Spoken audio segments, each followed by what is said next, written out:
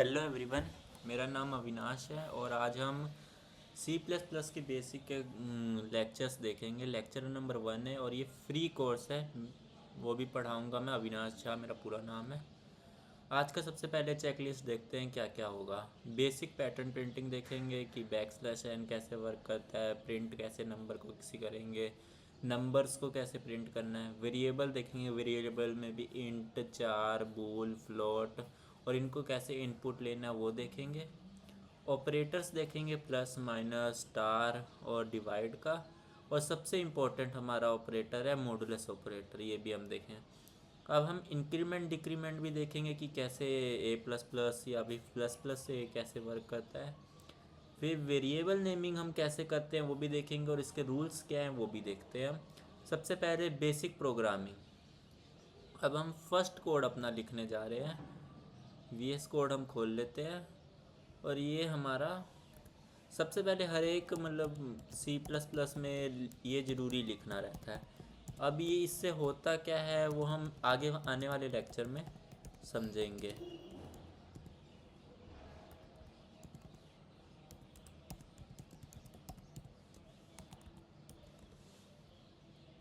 सबसे पहली बात ये हमारी हेडर लाइन होती है। हम इंक्लूड कर रहे हैं आईओ स्ट्रीम जिससे सी प्लस प्लस वर्क करता है और ये हमारी यूजिंग नेम स्पेस एसटीडी है।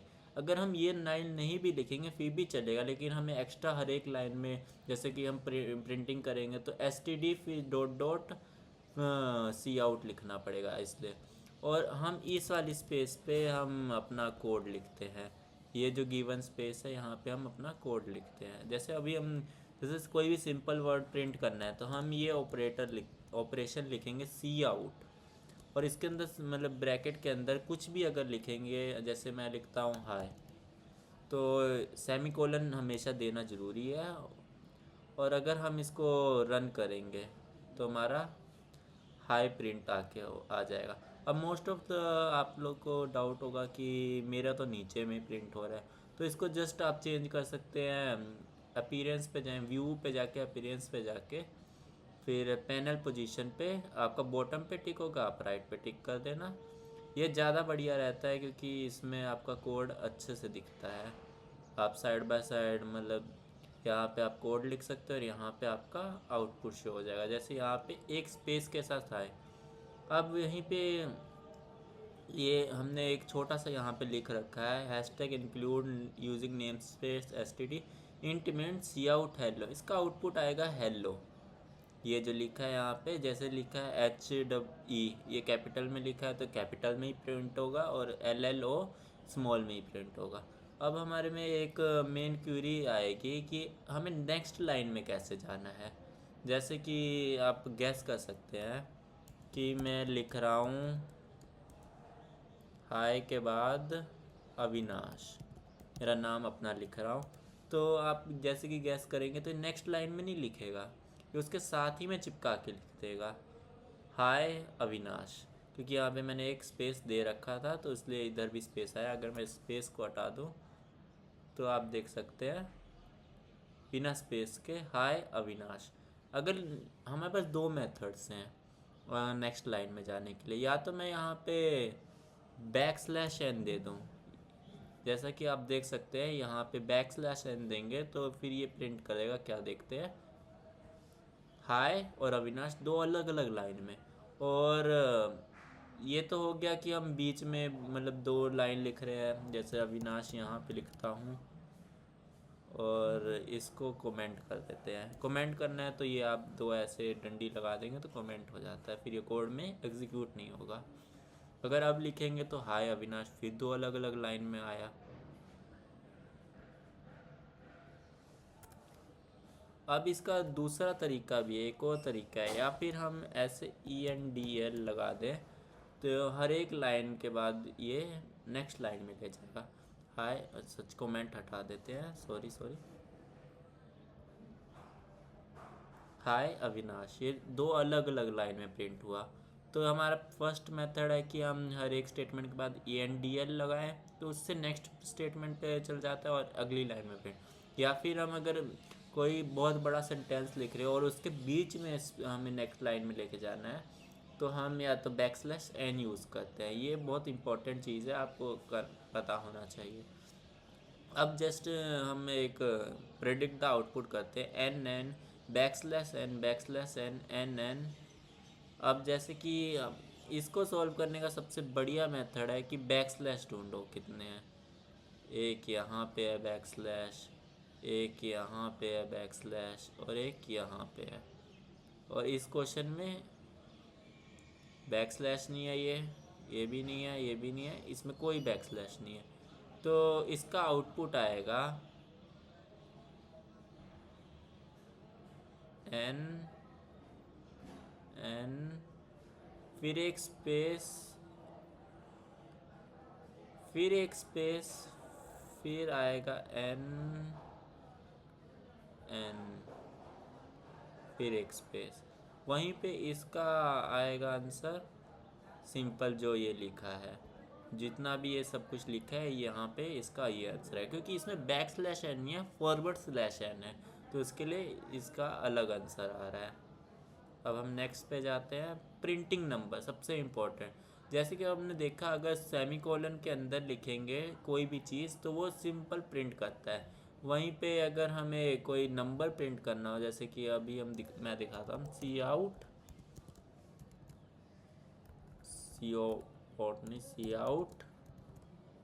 4 प्रिंट करना है, तो हम सेमीकोलन नहीं यूज़ कर रहे हैं।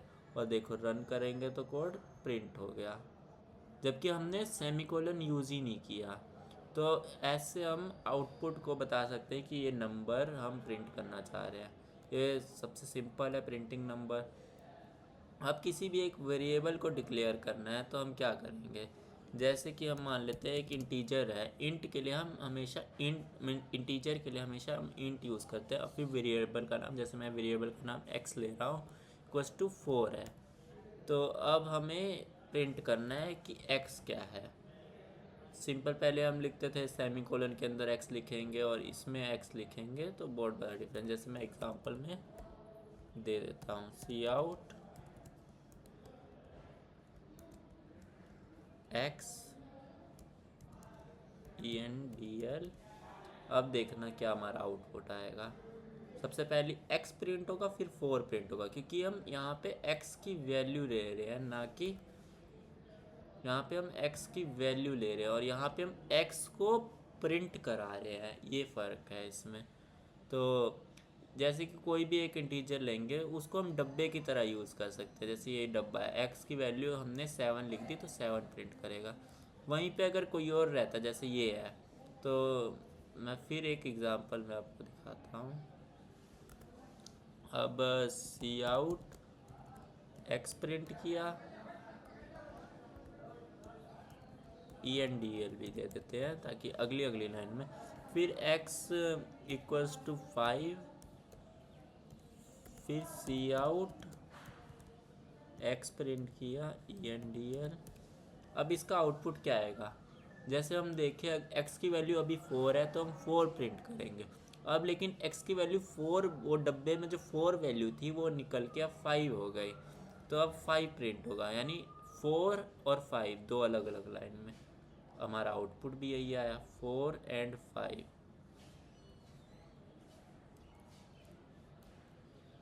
अर्थमेटिक ऑपरेटर पे ये सब बेसिक है, इसको हम फटाफट कंप्लीट करते हैं और फिर हम जब एडवांस टॉपिक पे ज़्यादा समय दे पाएंगे। ताकि अर्थमेटिक ऑपरेटर्स क्या होता है कि प्लस माइनस मल्टीप्लाई डिवाइड, ये 4 हमारे फंडामेंटल अर्थमेटिक ऑपरेटर। जैसे 5 और 2 है तो 5 + 2 इसका आंसर आ जाएगा 7।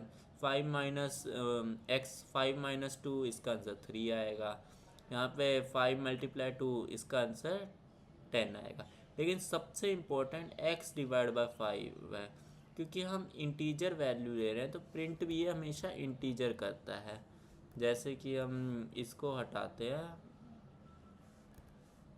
और इसको 5 लेते हैं, int y = 2 लेते हैं, फिर सी आउट x/y। इसका आंसर मोस्ट ऑफ द आप लोग सोचेंगे 2.5 होना चाहिए, लेकिन हमारा आंसर आएगा ओनली 2, क्योंकि हमारा जो हमने इंट में लिया है और इंट हमेशा मतलब हम फिर अगर कोई भी वैल्यू प्रिंट करेंगे वो हम इंट में ही होगा। और x 5/2 यानी पॉइंट के बाद जो भी है उसको हम रिमूव कर देते हैं और पॉइंट से पहले जो है वो हमारा आंसर होता है। यानी यहाँ के 2.5 में 0.5 हटा देंगे, बस 2 आंसर आता है, तो हमारा 2 आया आंसर, जैसा कि आप देख सकते हैं। तो ये हमारा बेसिक याद ध्यान देने वाली चीज़ है। अगर 4/2 करेंगे तो फिर इसका आंसर ऑब्वियसली 2 ही आएगा। लेकिन मान लो कि अब हम डिवाइड कर रहे हैं 5/3, तो इसका आंसर ऑब्वियसली 1 आएगा, क्योंकि हम इंटीजर इनपुट दे रहे हैं। अब इंक्रीमेंट डिक्रीमेंट का भी देख लेते हैं। जैसे अभी हमने अर्थमेटिक ऑपरेटर देख ही लिया है, तो int x equals to 5 int y equals to 2 ले लेते हैं। तो int z equals to x plus plus plus y करेंगे और फिर सी आउट x y z करेंगे, मतलब ये एक ही लाइन में प्रिंट होगा। तो आप देख सकते हैं x की वैल्यू अभी हमने लेकिन पुट की थी 5, लेकिन यहाँ पे आया हमारा x की वैल्यू 6, क्योंकि हमने x में एक एक बढ़ा दिया है। वहीं पे y की वैल्यू को कोई असर नहीं पड़ा, क्योंकि हमने उस पर कुछ ऑपरेशन यूज़ ही नहीं किया, तो y की वैल्यू 2। लेकिन अब देखने जाए तो 5 + 2 7 होता है, तो z की वैल्यू 7 है। यानी इसमें पहले से x नहीं बढ़ा था, पहले हमने जो वैल्यू 5 थी उसी को पुट किया और फिर हमने बाद में वैल्यू बढ़ाई जब हमारा z निकल गया। वहीं पे अगर हम देखने जाए कि ये वाला ऑपरेटर प्लस प्लस एक्स, इसका मीनिंग ये है कि पहले हम x की वैल्यू बढ़ाएंगे और फिर हम z में डालेंगे, मतलब पुट करेंगे, यानी z की वैल्यू ऑब्वियसली 8 होनी चाहिए इसका मतलब। तो देखते हैं 6 to 8, हेयर z की वैल्यू आपने देख रहे हैं 8 हो गया है। वही सेम है माइनस माइनस के लिए, कि अगर बाद में माइनस माइनस लिखेंगे तो पहले काम होगा फिर माइनस माइनस होगा, और वहीं पे अगर पहले माइनस माइनस लिखेंगे तो पहले काम मतलब माइनस माइनस होगा फिर बाद में काम होगा। तो ये हमारा होता है इंक्रीमेंट डिक्रीमेंट का। अब जैसे कि एक एग्जांपल लेते हैं कि हमें मतलब रिमाइंडर निकालना है। तो मोस्ट ऑफ द आप में से लोग रिमाइंडर निकालने का फॉर्मूला जानते हैं, dividend equals to divisor multiply quotient plus remainder. तो जैसे कि एक एग्जांपल लेता हूँ मैं, इसका हम कोड लिखते हैं पहले। लेट सपोज हम x की वैल्यू 5 ले लेते हैं और इंट y की वैल्यू 2 लेते हैं। तो हमें मतलब इसका कोड कैसे लिखेंगे, इंट रिमाइंडर वैल्यू आएगी, रिमाइंडर हमारा ये रिमाइंडर है, तो हम डिवाइडेंट, यानी डिवाइडेंट क्या है हमारे लिए x लिखेंगे, डिवाइडेंट माइनस डिवाइज़र क्या है y इंटू क्वोशिएंट, माइनस करेंगे हमारा डिवाइज़र क्या है y मल्टीप्लाई बाय, हम यहाँ पे क्या लिखेंगे x divide bye y, x divide bye y, क्योंकि हम पॉइंट्स में नहीं ले रहे हैं तो यानी ऑटोमेटिकली ये हमारा क्वोशिएंट बन जाएगा, क्योंकि पॉइंट वाली वैल्यू पहले ही इसने हटा दिया है। तो अगर हम इसको रन करेंगे, सी आउट करेंगे, प्रिंट कराना चाहेंगे r की वैल्यू रिमाइंडर हमारा, तो इसका रिमाइंडर क्या आएगा 1 आएगा ऑब्वियसली। तो अब देखते हैं 1 आता है कि नहीं, यस 1। अब इसके लिए हम जैसे कि ले लेते हैं यहाँ पे 5, यहाँ पे 3 ले लेते हैं, तो 3 का अगर करेंगे तो रिमाइंडर 2 आना चाहिए। तो देखते हैं क्या आता है, रिमाइंडर 2। ये बेसिक मतलब प्रोग्राम हमने लिख दिया। अब मोस्ट ऑफ आप लोग में ये डाउट होगा कि x डिवाइड बाय वाई हमने क्यों मल्टीप्लाई किया। अब खुद ही देख सकते हैं, x डिवाइड बाय वाई 5/3, अगर कंप्यूटर को समझाने दे तो वो समझेगा 5/3 इक्वल्स टू 1, और 1 हमारा यहाँ ये जो इन्होंने एग्जाम्पल दे रखा है मैंने उसी को करते हैं। चलो 10 लेते हैं यहाँ पे और यहाँ पे 3 है, तो इसका रिमाइंडर आना चाहिए 1। अब देखो 10 डिवाइड बाय 3 क्या होगा, और न 3 होता है, तो हमने क्वेश्चन यहाँ पे 3 आ गया ना। वैसे कोई भी नंबर करो, कि जैसे कि 11 डिवाइड बाय 3, तो इसका क्वेश्चन क्या आएगा 2। तो वही हम मल्टीप्लाई कर रहे हैं, बस ज़्यादा कन्फ्यूज़न वाली बात नहीं है। वहीं पे अगर इस चीज़ को हमें मिसअंडरस्टैंडिंग को रोकना है, तो हमारा कंप्यूटर में पहले ही से एक ऑपरेटर होता है, मोडुलो ऑपरेटर्स। ये जी सिंपली रिमाइंडर का ही काम करता है। जैसे x की वैल्यू 5 है, y की वैल्यू 2 है, तो C out X modulo percentage y, इसका आंसर आएगा 1, क्योंकि ये रिमाइंडर रिटर्न करेगा। जैसे कि मैं यहाँ पे कोड में भी दिखाता हूँ। Int x equals to 5, int y equals to 2, C out x modulo y। तो अगर हम देखने जाए तो इसका आंसर 1 है, जो कि है रिमाइंडर 5 डिवाइड बाय 2 का। ये बेसिक इतना ही है। मॉडुलस की कुछ प्रॉपर्टीज़ है मॉडुलस की, कि अगर b बड़ा है a से, a मॉडुलस b करेंगे तो हमेशा a आंसर आएगा। और वहीं पे a मॉडुलस माइनस b करेंगे तो a मॉडुलस b ही आता है। और माइनस a मॉडुलस b करेंगे तो minus of a modulus b आता है। अब ये तो आप खुद ही देख सकते हो, ये इन दोनों का ही डेरिवेटिव है, इससे हमारा सेम आ जाता है, ज़्यादा कुछ का। Data type float. अभी तक हमने इंटीजर डाटा टाइप देखा है कि कैसे हमारा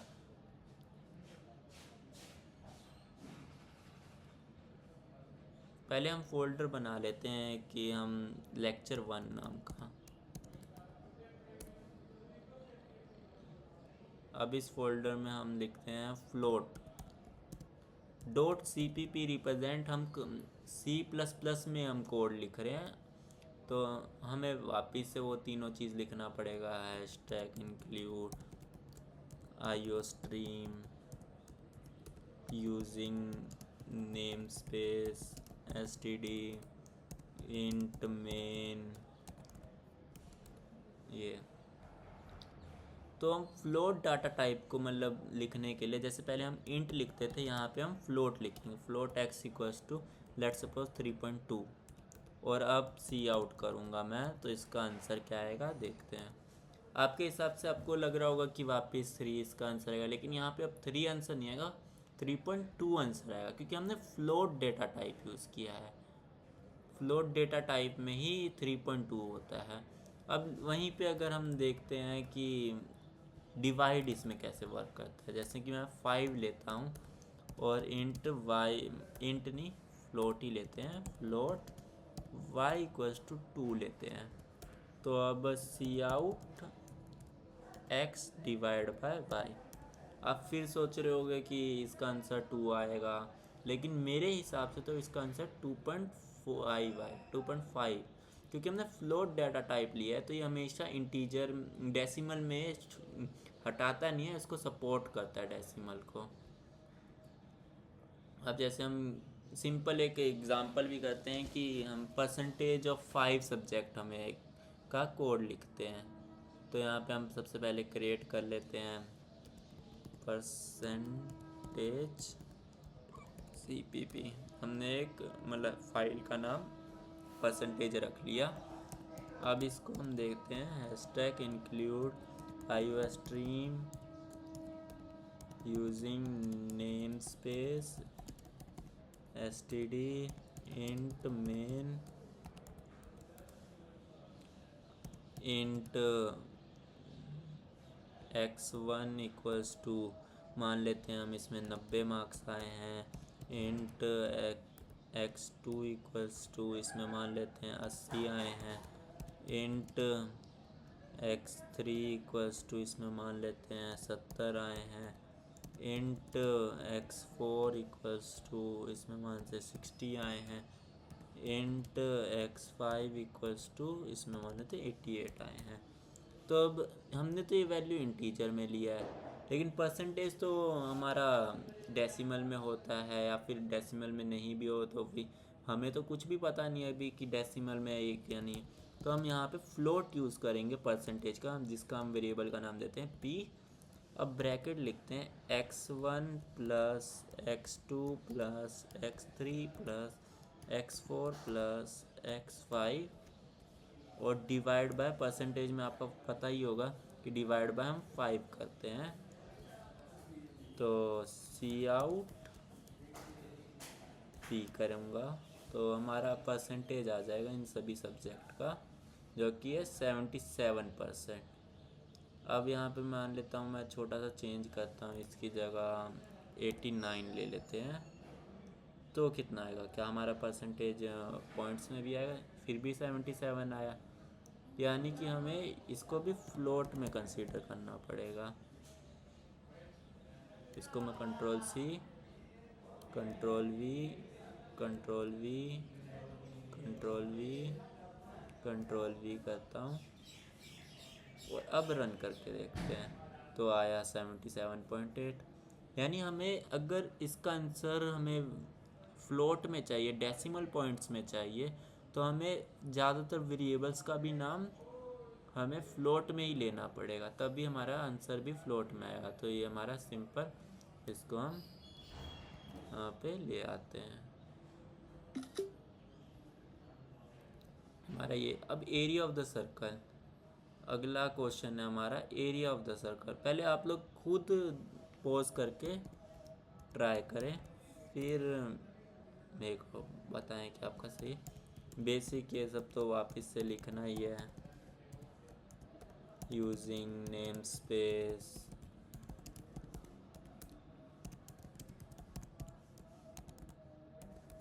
अब यहाँ पे हम एरिया ऑफ सर्कल क्या होता है, इंट मान लेता हूँ, आर की वैल्यू 10 लेता हूँ मैं।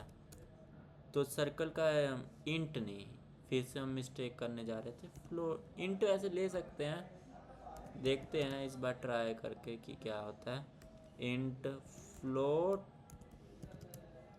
एरिया इक्वल्स टू पाई, यानी 3.14 multiply by R multiply by R. C out area, देखते हैं। तो ये ठीक है। अब हम यहाँ पे 11 करते हैं तो क्या आंसर आएगा? फिर भी हमारा पॉइंट्स में आंसर आया, ये तो बहुत बढ़िया बात है। अभी यहीं पे हम फ्लोटिंग पॉइंट में एक और चीज़ आपको मैं समझाना चाहूँगा कि जैसे मैं इसको इंट ले लिया हूँ और अब फ्लोट एरिया, तो ये क्यों वर्क कर गया, इसको भी हटाते हैं और सिंपल यहाँ पे ही सी आउट लिख देता हूँ मैं। अब आपको लग रहा होगा कि अब नहीं, इंट में यानी पॉइंट्स में नहीं आंसर आएगा, फिर भी पॉइंट्स में आंसर आएगा, क्योंकि पॉइंट्स में एक भी अगर वेरिएबल फ्लोट का हो गया तो हमारा पॉइंट्स में आंसर आना गारंटी है। अगर 5.0 डिवाइड बाय 2 लिखूँगा तो हमेशा आंसर 2.5 आएगा, ना कि 2 आएगा। ये हमारा बेसिक ध्यान देने वाली चीज़ है। अब डाटा टाइप में देखते हैं कि data type Boolean data type, बस ये 0 और 1 में स्टोर होता है, यानी 1 मीन्स ट्रू, 0 मीन्स फॉल्स। ये हम आने वाले डीएसए अगर क्वेश्चन आप जानते होंगे, डाटा स्ट्रक्चर एंड एल्गोरिथम में ये बहुत यूज़ होगा, काफ़ी क्वेश्चन में ये बहुत यूज़ होता है। लेकिन अभी के लिए बस ये आप समझ लो कि इसको लिखते हैं हम बूल फ्लैग इक्वल्स टू ट्रू। बूल इसका वो डाटा टाइप है और फ्लैग वेरिएबल का नेम है, और ट्रू फॉल्स हम जो इनपुट देते हैं, बस। अब किसी भी वेरिएबल का नेम हम कैसे रखते हैं? Variable can be started from alphabet और अंडरस्कोर और डॉलर साइन। वेरिएबल को या तो अल्फ़ाबेट का अंडरस्कोर या फिर डॉलर साइन से हम स्टार्ट कर सकते हैं, और किसी भी चीज़ से हम स्टार्ट नहीं कर सकते। जैसे ऐट द रेट से हम स्टार्ट नहीं कर सकते हैं, एक्सक्लेमेटरी मार्क से स्टार्ट नहीं कर सकते, और किसी भी वेरिएबल से नहीं स्टार्ट कर। Variable character except this are not allowed, इसमें सेकंड पॉइंट में हमने डिस्कस कर ही लिया है। Some particular keyboard are not, ये भी हमारा हो गया। कोमास और blanks are also not include. अगर मान लो कि हम वेरिएबल का नेम यहाँ पे दे देते हैं आर स्पेस एक्स, तो क्या ये वेरिएबल का नेम नहीं निकला? तो ये हमारा एरर देने लग गया। क्या कह रहा है एरर में? अगर देखने जाए कि प्रॉब्लम क्या है,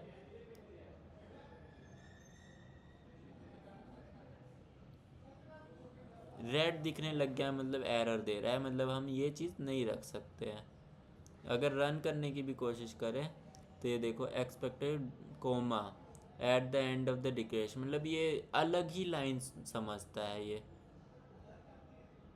तो इसलिए हम इसको यूज़ नहीं कर सकते हैं स्पेसिस और को।